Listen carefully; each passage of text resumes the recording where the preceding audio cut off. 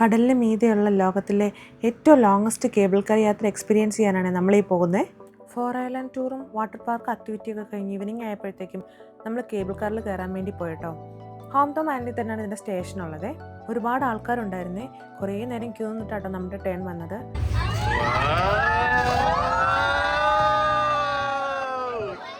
ഏകദേശം 8 കിലോമീറ്റർ ആട്ടോ. 15 മിനിറ്റ് കൊണ്ട് നമ്മൾ കംപ്ലീറ്റ് ചെയ്യുന്നത്. നിർത്താതെ ഓടിക്കൊണ്ടിരിക്കുന്ന കേബിൾ കാറിൽ ചാടിക്കയറി നമ്മൾ ട്രാവൽ ചെയ്യുമ്പോൾ നമുക്ക് താഴെ കുഞ്ഞു ബോട്ടുകളും മനോഹരമായ കെട്ടിടങ്ങളും കുറേ കുഞ്ഞു ദ്വീപുകളും അതിലെ കാടുകളും ഒക്കെ കാണാൻ പറ്റും കേട്ടോ. ഒരു കേബിൾ കാറിൽ ഏകദേശം ഒരു 20 പേർക്ക് യാത്ര ചെയ്യാവേ. ഇത്രയും ഹൈറ്റിൽ പോകുമ്പോൾ നമുക്ക് അത്യാവശ്യം പേടിയൊക്കെ ആവും കേട്ടോ. പക്ഷെ അതിനേക്കാളും കൂടുതൽ അത്ഭുതമാണ്. ഇത് നമ്മൾ ഡെസ്റ്റിനേഷനിലോട്ട് എത്താറായിട്ടോ. ആ കാണുന്നതാണ് നമ്മുടെ ലാസ്റ്റ് സ്റ്റോപ്പ്. നമ്മൾ ഈ ചെന്നിറങ്ങുന്നത് സൺസെറ്റ് ടൗണിലോട്ടാണ്. അത് നല്ല പോലെ എക്സ്പ്ലോർ ചെയ്യാനുണ്ട്. നമ്മളങ്ങ് ചെന്നിറങ്ങിയപ്പോൾ വേറെ തന്നെ ഒരു വൈബാട്ടോ. വേറൊരു വേൾഡിലെത്തിയ പോലെ. ഈ സ്റ്റേഷനിൽ നിന്ന് സൺസെറ്റ് ടൗണിലോട്ട് ക്യാബിൽ പോകാവേ. പക്ഷെ ഉള്ളിലൂടെയാണെങ്കിൽ നമുക്ക് നടന്നിറങ്ങാവുന്ന ദൂരമുള്ളൂ കേട്ടോ. നമ്മൾ പയ്യെ നടന്നിറങ്ങി സൺസെറ്റ് ടൗണിലോട്ട് പോകുമ്പോൾ തന്നെ നമുക്ക് കിസ് ഓഫ് ദ ബ്രിഡ്ജിൻ്റെ ഒരു വ്യൂ കാണാവേ. അവിടെ നിന്ന് നോക്കുമ്പോൾ തന്നെ അറിയാം നല്ല ക്രൗഡഡ് ആട്ടോ. നമുക്കിപ്പോൾ ടൈം ഒരു 6-6:30 ഒക്കെ ആട്ടോ. ഇവിടെ നൈറ്റായി വരുന്നേ ഉള്ളേ. നല്ല സൺലൈറ്റിൻ്റെ വ്യൂവിലൊക്കെ അത് കാണാൻ ഭയങ്കര ഭംഗിയാണേ. നമ്മൾ സ്റ്റേഷനിൽ നിന്ന് പുറത്തേക്ക് ഇറങ്ങുന്നത് സൺസെറ്റ് ടൗണിലോട്ടാണ്. അവിടെ ഇറങ്ങുമ്പോൾ തന്നെയുള്ള ഫസ്റ്റ് വ്യൂ എന്ന് പറയുന്നത് ഒരു കൊളോസിയം മോഡലാട്ടോ. ഈ സ്ട്രീറ്റിലോട്ട് കയറുമ്പോഴേ ഒരു സെലിബ്രേഷൻ വൈബാണേ. നൈറ്റായി വരുന്നതുകൊണ്ട് ലൈറ്റ്സൊക്കെ ഓണാക്കി. എപ്പോഴും ഒരു ലൈവ് മ്യൂസിക് പോകുന്നുണ്ട്. ചുറ്റും ഫുഡ് കോർട്ട്സ്, നല്ല ഫുഡിൻ്റെ സ്മെല്ലും മ്യൂസിക്കിൻ്റെ സൗണ്ടൊക്കെ ഇട്ട് നമ്മളീ മുന്നോട്ട് പോകുന്നത് കിസ് ഓഫ് ദ ബ്രിഡ്ജിലോട്ട് പോകാനാണ്. ഇതിൻ്റെ റൈറ്റ് സൈഡിലാണ് kiss of the sea show നടക്കുന്നത്.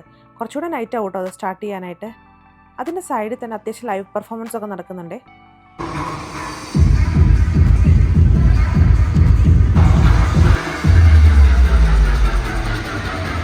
ഇതിനെല്ലാം താഴെയായിട്ടാണ് നമുക്ക് കിസ് ഓഫ് ദ ബ്രിഡ്ജിലോട്ട് പോകേണ്ടത്. ഈവനിങ് ടൈം ആയതുകൊണ്ട് തന്നെ നല്ല ക്രൗഡഡ് ആണ്.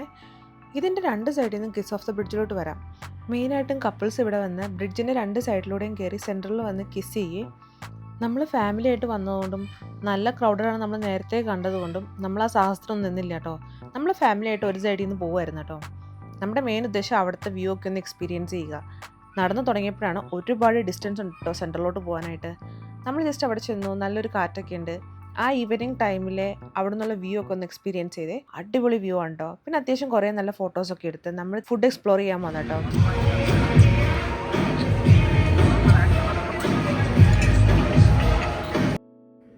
ലൈവ് മ്യൂസിക്കും ലൈറ്റ് ഷോസൊക്കെ കണ്ടുകൊണ്ട് നമുക്ക് ഇവിടെ ഇരുന്ന് ഡിന്നർ കഴിക്കാവേ. അപ്പോഴത്തേക്കും നമ്മുടെ ഷോ സ്റ്റാർട്ട് ചെയ്യത്തുള്ളൂ. നൈറ്റ് ആകുമ്പോഴത്തേക്കും നല്ല തിരക്കാവേ ഇവിടെ. ഷോയ്ക്ക് വേണ്ടി വെയിറ്റ് ചെയ്യുന്ന ആൾക്കാരായിരിക്കും കേട്ടോ ഇതിൻ്റെ ഫ്രണ്ടിൽ ഫുള്ള്. കിസ് ഓഫ് ദ ഷോയുടെ പാസിൻ ടിക്കറ്റ് കാണിച്ച് അകത്ത് കയറിയാൽ പിന്നെയും ഉണ്ട് കേട്ടോ അവിടെ ഒരു 10-15 മിനിറ്റ് വെയിറ്റിങ്. അത് കഴിഞ്ഞ് നമ്മൾ സ്റ്റേഡിയത്തിലോട്ട് പോകുമ്പോഴാണ് ശരിക്കുള്ള ക്രൗഡും ഒരു റഷും ഒക്കെ മനസ്സിലാവുന്നത്. അവിടെ അങ്ങനെ ക്യൂ ഒന്നും ഇല്ല കേട്ടോ. ആദ്യം ചെല്ലുന്ന ആൾക്ക് നല്ല സീറ്റിലിരിക്കാൻ പറ്റും.